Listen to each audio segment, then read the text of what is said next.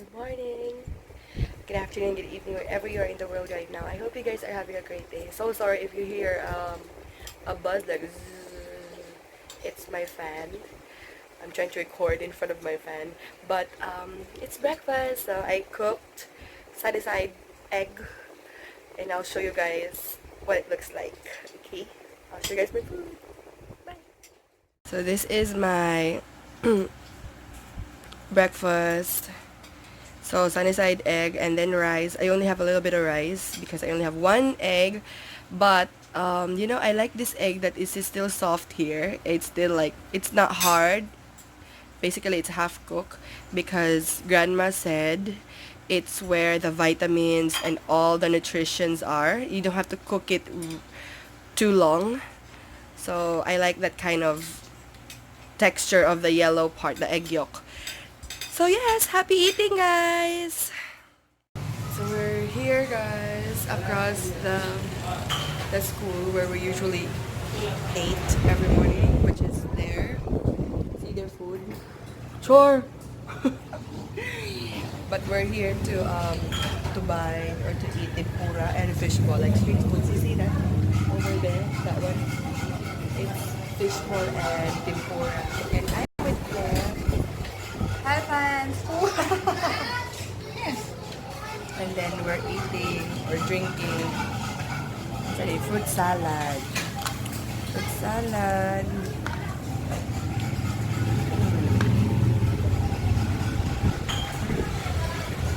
So good. Good. Sure. Nas na isabaw, Ed. Or munggo siya na yung munggo? Wala na. Wala na. Unsa na eta? Ano masabi mo, Day?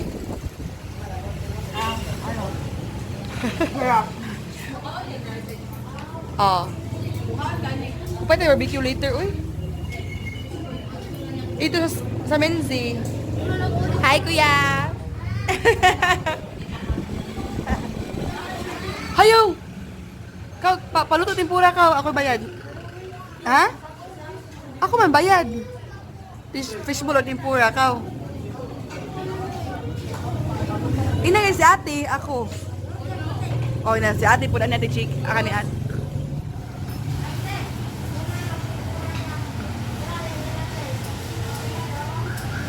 Balik G's na.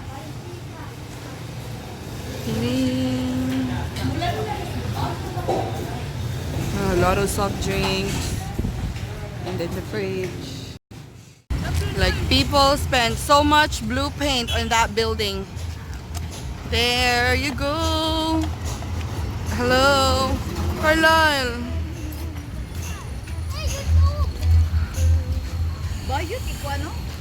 Hi, friends. Dut. Bilakaw sa tarong etabi. Tarong lakaw kay mong ato bakit ay mong kigo nga nakaputi. Ah. Ay. Ha? Mura ka tang itik yung lakaw daw. Ano ta kay to mo? Charot. Okay. Tala. Tala ko no et. Taron. Tala sabi, tila ko'y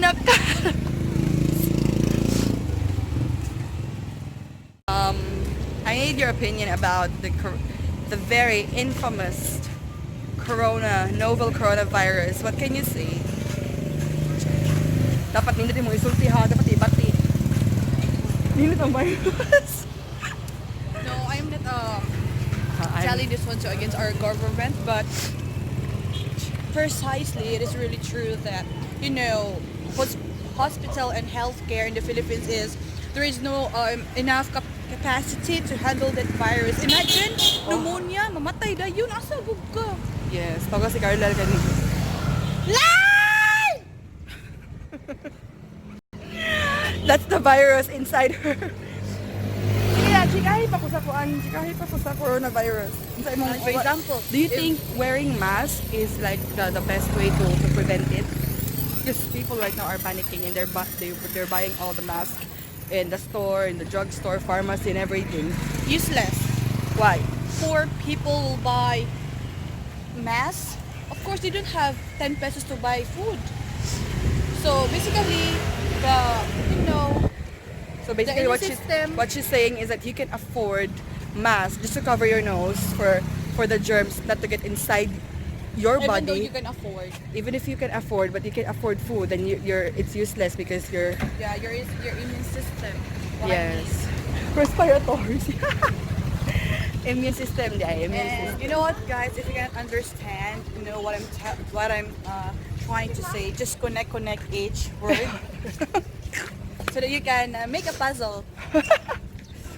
Okay. Ayun, nag-i-post na ikaw. Kanang tarong I-post, dapat mo tinanong kag tubag, uy, kay tabaho ba ka sa pharmacy. Sige na yun. You're helping other people when it comes to their medicine, and you're giving false, misleading information here. Na. Wala ka malibel. Anyways, guys, we're going to talk about coronavirus later, but it's just like it's a bit serious what she said, but we are going to have like a really sit down And talk. you know, no, I can't really Oh understand my god, she's talking again. how the third confirmed novel coronavirus or the third case in the Philippines is the tourists still are able to travel Cebu to Bohol before they confirm that it is a carrier. Mm-hmm. You know, So that's her 2 cents. That's her 2 cents. But again, we are going to talk about that later. We have a sit down talk. We have a sit down talk. Uy, you need to talk about it. ano si Danto ang i-post? Ayun, inani dire. Oh, Ayun. hello Raiders. To. Carnal. Okay, we're going to cross the road. Carnal, be vigilant.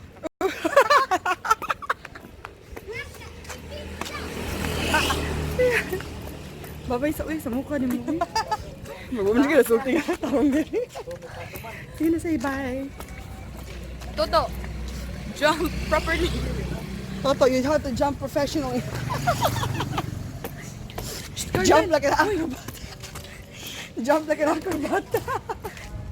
To, jump with efficiency.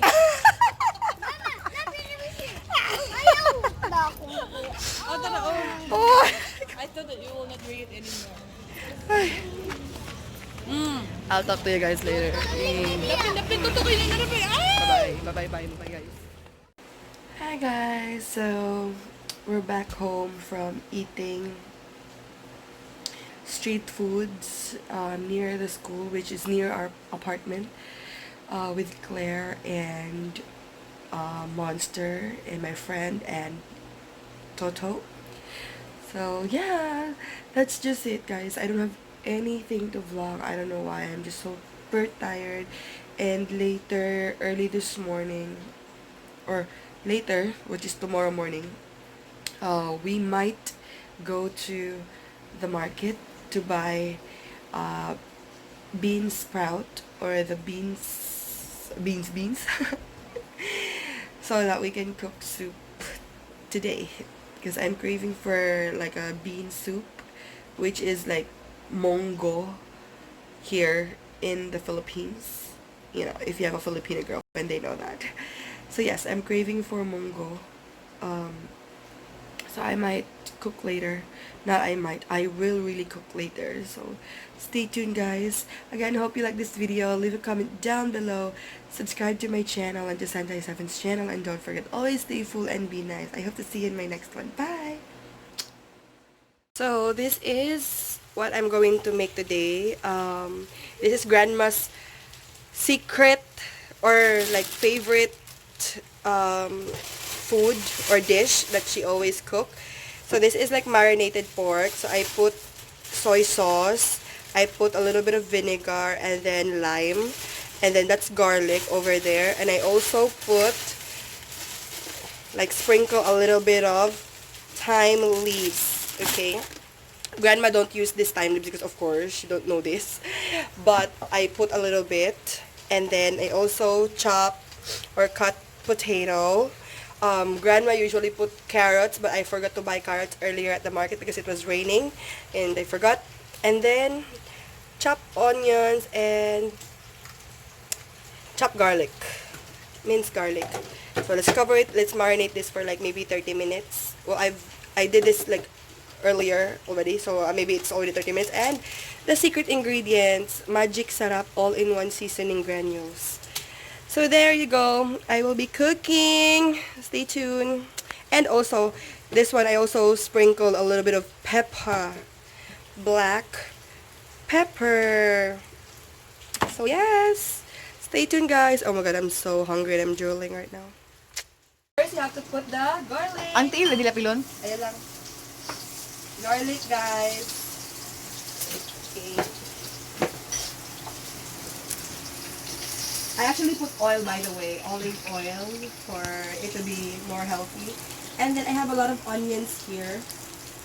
You don't have to put everything. You have to maybe half of it, and the other half will be like at the end, like for presentation. Char. Lagi tayo mga presentation. Okay. So, like that. Put more. Just leave a little bit for the presentation later. And Smells good eh. yeah. Smells really good. Next is the pork, the one that I marinated, and I have to include the sauce because this is what makes the food more tasty. Okay. Day man ito, ikagawa sa akong anak, di ba?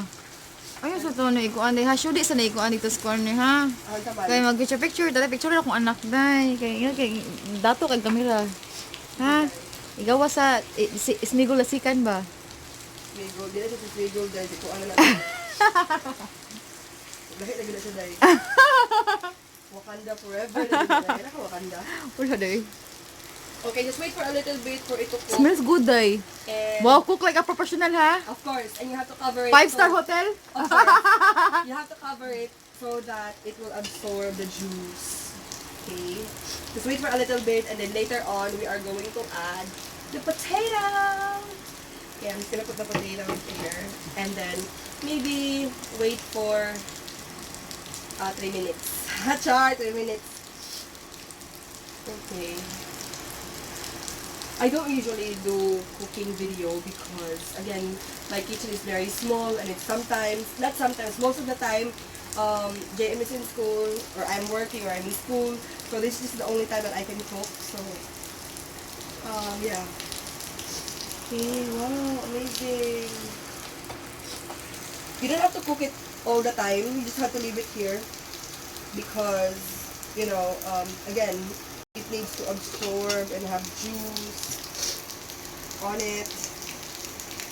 And then later on, we're going to add the Silver Swan soy sauce. Hi, nako. Kakapoy mo mag-video, mag-cooking, eh. Just excuse the garbage at my back. Don't include that.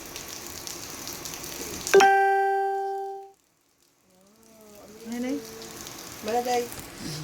Yup, na kaya na. So right now, the pork is still cooking and boiling. I'm just waiting for it to be a little bit softer, and then I can put the potato.